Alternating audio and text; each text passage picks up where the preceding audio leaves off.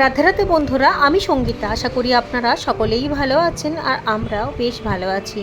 প্রত্যেক দিনের মতো ভোরবেলায় এসে বাগানে কিছুক্ষণ সময় কাটানোটা আমার অভ্যাস, যদিও বা খুব বেশি সময় কাটাতে পারি না। তার মধ্যে অনেক কাজের চিন্তাভাবনা চলে আসে, তাই নিচে চলে যেতে হয়।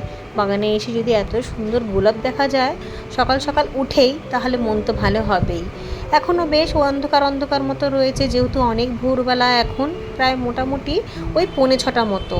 তার মধ্যে এত আলো বেরিয়ে গিয়েছে আর এই সময়টা এত দুর্দান্ত লাগে, একদম নিস্তব্ধ, চুপচাপ, শান্ত, নিরিবিলি, কোনো রকম কোনো আওয়াজ নেই, না প্লেন ওড়ার শব্দ আছে, না যানবাহন আছে। শুধু এই সময়টা পাখির নানান রকমের ডাক, যেটা তো একেবারেই বিলুপ্ত হয়ে গিয়েছিল, কিন্তু ছাদ বাগান হওয়াতে আবারও সেই সময়টা ফিরে আসছে। আবারও প্রচুর পাখি দেখা যাচ্ছে এবং সেই পাখিদের ডাকেই ভোরটা হয়। দারুণ শুনতে লাগে। ভোরের যেই সময়টা আমি বাগানে আসি প্রত্যেক দিন, সেই সময় সব ফুল কিন্তু ফোটে না। কিছু কিছু ফুল ফুটে যায়, যেমন কলকে ঠলকেগুলো ফুটে যায়, কিছু কিছু জবা কিন্তু একেবারেই ফোটে না। বিশেষ করে দেশি জবা হোক বা হাইব্রিড, মাঝে যে পুনা ভ্যারাইটিগুলো থাকে সেগুলো মোটামুটি খুলতে শুরু হয়ে যায়। এমনকি লক্ষ্মী জবাও কিন্তু সম্পূর্ণভাবে ফোটে না। শীতের মতনই এই গোলাপটাও বেশ বড় হয়েছে। শীতের সময়তেও গোলাপগুলো এত বড় বড় হয়েছিল, আর এপাশেও কুড়িগুলো কিন্তু মোটামুটি বড় হচ্ছে। এদিকে হলুদ গোলাপ গাছেও দারুণ সুন্দর বড় বড় কুড়ি এসেছে। একটুখানি পরে যখন কাজকর্ম সেরে বাগানে আসবো, ততক্ষণে এই ফুলগুলো সম্পূর্ণভাবে ফুটে যাবে। প্রত্যেক দিন তো সমান ফুল ফোটে না, কোনো দিন একটু বেশি, কোনো দিন একটুখানি কম। আজকে অনেক ফুল ফুটেছিল। এই কটা দিন খুব ভালোই ফুলটা ফুটছে, যেহেতু কড়া রোদটা উঠেছে, তার মধ্যে খাবারটা তো পেয়েইছে। এক তো প্রকৃতির খাবার বৃষ্টি, তার মধ্যে আমিও খাবার দিয়েছিলাম। আজকেও গাছে খাবার দেবো। গতকালকে এখান থেকে অনেক কুমড়ো পাতা আমি তুলে নিয়েছিলাম, খারাপ পাতাও তুলেছি, যেগুলোকে কম্পোস্টে দিয়েছি, এবং কচি কচি দেখে বড় বড় পাতা তুলে দিয়েছিলাম। এখানে একটা বেড খালি করেছি, খুঁচিয়ে খাচিয়ে খুশে দিয়েছিলাম, এবার গোবর সার মেশাতে হবে। অন্যদিকে এইদিকে লক্ষ্মী জবাগুলো দেখুন অল্প অল্প করে ফুটতে শুরু হয়েছে। এক ধার দিয়ে পাশাপাশি যখন সব ফুল ফুটে যায়, তখন দেখতে কিন্তু দারুণ লাগে। এই তো হলো একটা গোলাপ আপনাদেরকে দেখালাম, আর হলুদ গোলাপের তো কুড়িটা সবে সবে এসেছে। অন্যদিকে আর একটা গোলাপ দেখুন, এটা হচ্ছে ভেরিকেটেড গোলাপ। শীতের সময়তে গাছ ভরে ভরে হচ্ছিল, গরমের সময়তে চারিদিক দিয়ে ফুটছে, তবে সাইজটা একটু ছোট। আর এপাশেও ফুলটা খুলতে শুরু হয়েছে, 2-1 দিনের মধ্যে ফুটে যাবে। অন্যদিকে দেখুন কত কুড়ি এসেছে, এইগুলোও সব একসাথে ফুটবে। সারা বছরই এরকমভাবে ফুটে থাকবে, শর্ত ওই একটাই, একটুখানি ছায়া জায়গায় রেখেছি। দেখুন সেট তো আমার নেই, তাই ওই মাধবীলতা গাছের মধ্যেই একটুখানি নিচের দিকটা রেখেছি, যাতে করে কড়া রোদটা ডাইরেক্ট না লাগে। বাগানে এলে একেবারেই যেতে ইচ্ছা করে না, কিন্তু এবার তো যেতে হবেই, কারণ আর সময় নেই। এবার নিচের কাজ সারতে হবে। অনেকটা সময় পার হয়ে গিয়েছে, তার মাঝে সংসারের নানান রকমের কাজ, ঠাকুর ঘরের কাজ সেরে আবারও চলে গিয়েছিলাম ছাদ বাগানে। কড়া রোদ উঠে গিয়েছে, এই সময় রোদের তাপে একেবারে মাথা ফেটে যাবার সমান। কিন্তু ছাদ বাগান যেহেতু ভালোবাসি, তাই এইটুকুনি কষ্ট তো আমরা সহ্য করতেই পেরে গেছি এতগুলো বছরে। তাই রোদ হোক বা বৃষ্টি হোক, ছাদ বাগানের কাছ থেকে কখনোই আমরা কিন্তু একেবারেই সরে আসি না। ভোরের দিকে বেশ কিছু কিছু গাছে জল দিয়েছিলাম, তবে এখন আবারও গাছে জল দিতে হবে। শুধু জলই নয়, গাছের খাবার ঠাবার নিয়ে একেবারে ওপরের ছাদে উঠে গিয়েছিলাম। এক টাব ভরা আমি গোবর এনেছি। এই গোবরটা কাঁচা নয়, তবে সারও নয়। এই গোবরটা মাঝামাঝি অবস্থাতে, এই গোবরটা আমাকে জোগাড় করে দিয়েছিল আমার ওই গাছ বিক্রেতা ভাইটা, যেটার কথা আমি অনেকবার ভিডিওতে উল্লেখ করে দিয়েছি। তাকে আবারও অনেক ধন্যবাদ। এই সারটা প্রসেসিংয়ের মধ্যে ছিল, ওই আমাকে বলল এই সারটা গাছে দিন, খুব ভালোভাবে গাছের খাবারও পেয়ে যাবে, গাছের বৃদ্ধি হবে খুব ভালো। তার সাথে কিছু জিনিস মেশাতে বলেছিল, যেমনটি কাঠের ছাই অনেকটা পরিমাণে, এর মধ্যে কিন্তু কাঠকয়লা ছাইও মেশানো রয়েছে, খানিকটা চুন এবং খানিকটা দিয়েছিলাম নিমখোল।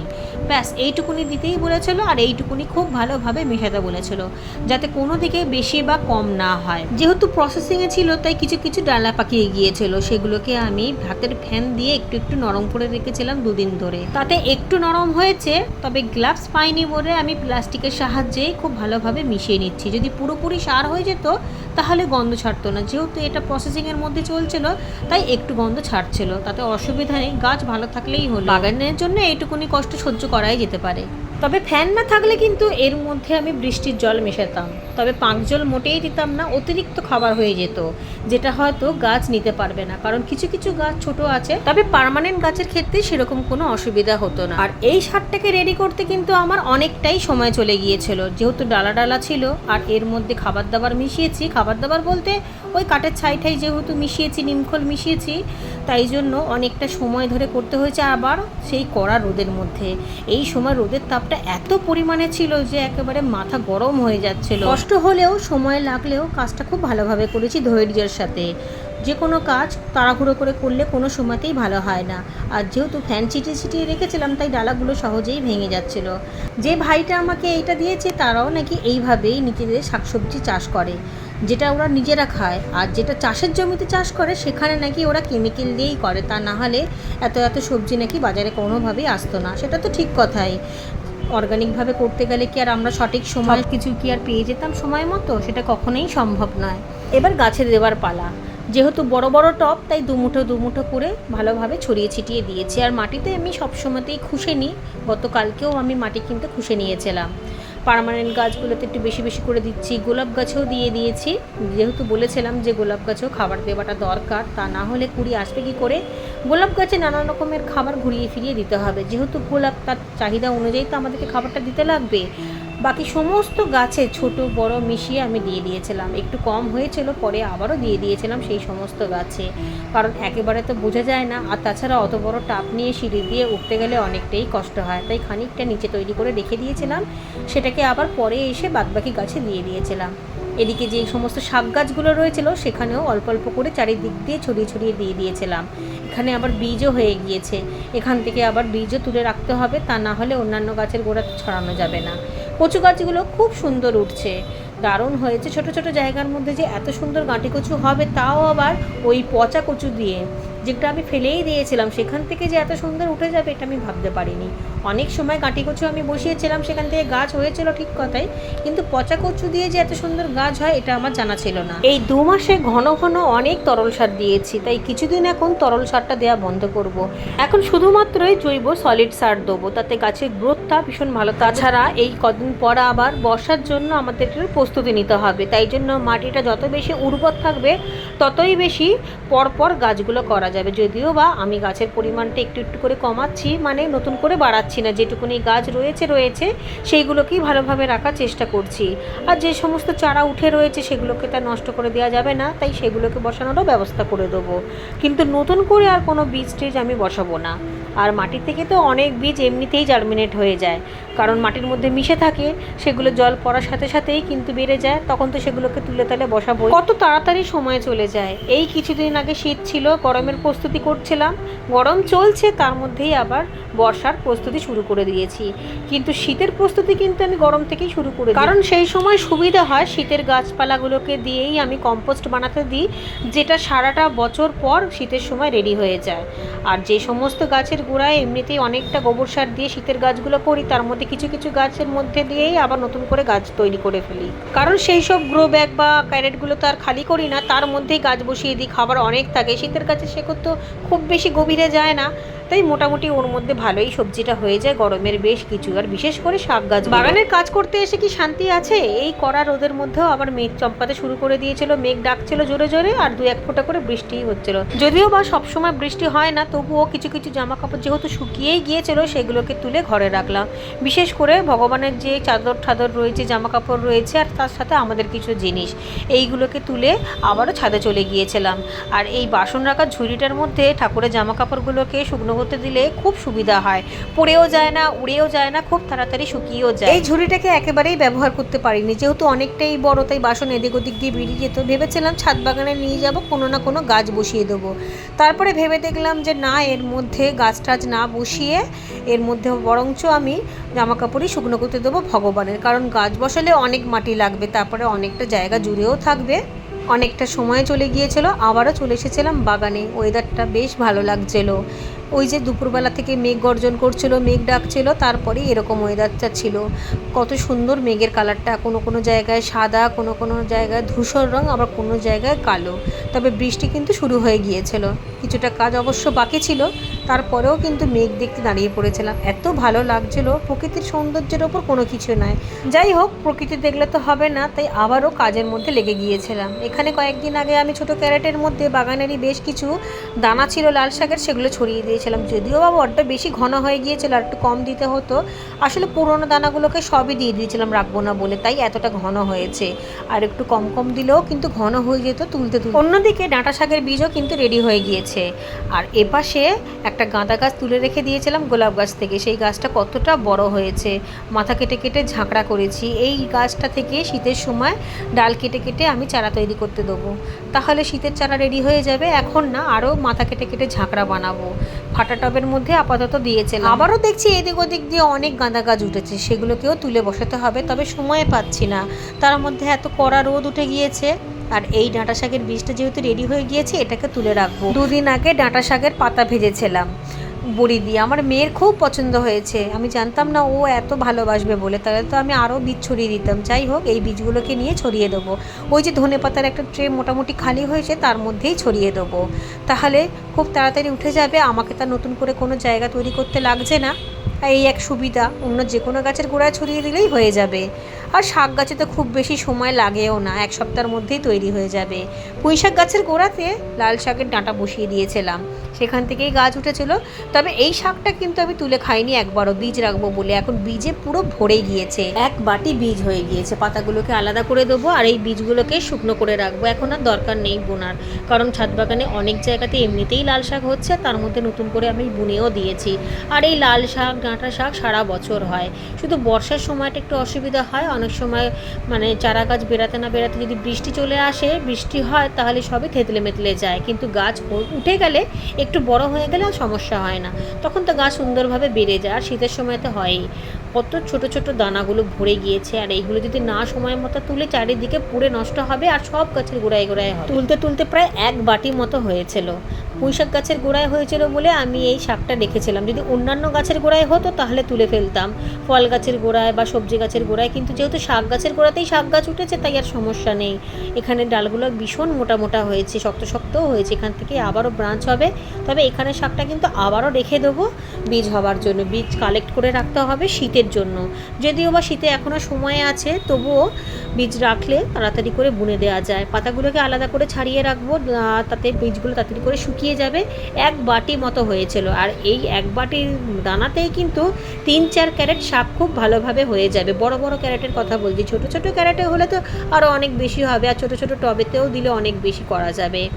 আর এই পাতাগুলোকে দিয়ে দেবো এই নীল ব্যাগটার মধ্যে, সব জমা করব। যখন অনেকটা ভরে যাবে, তখন ওপর দিয়ে আবার একটুখানি মাটি, গোবর সার দিয়ে যে কোনো একটা গাছ বসিয়ে দেওয়া যাবে। কিন্তু আমি সেটা করব না, আমি শীতের জন্য এই গ্রো ব্যাগগুলোকে রেডি করব। এই ছোট ছোট ব্যাগের মধ্যে কম্পোস্ট কিন্তু খুব তাড়াতাড়ি তৈরি হয়ে যায়। যদিও বা এবারে শীতের সময় অত বেশি গাছ আমি করব না, টুকটাক গাছই করব।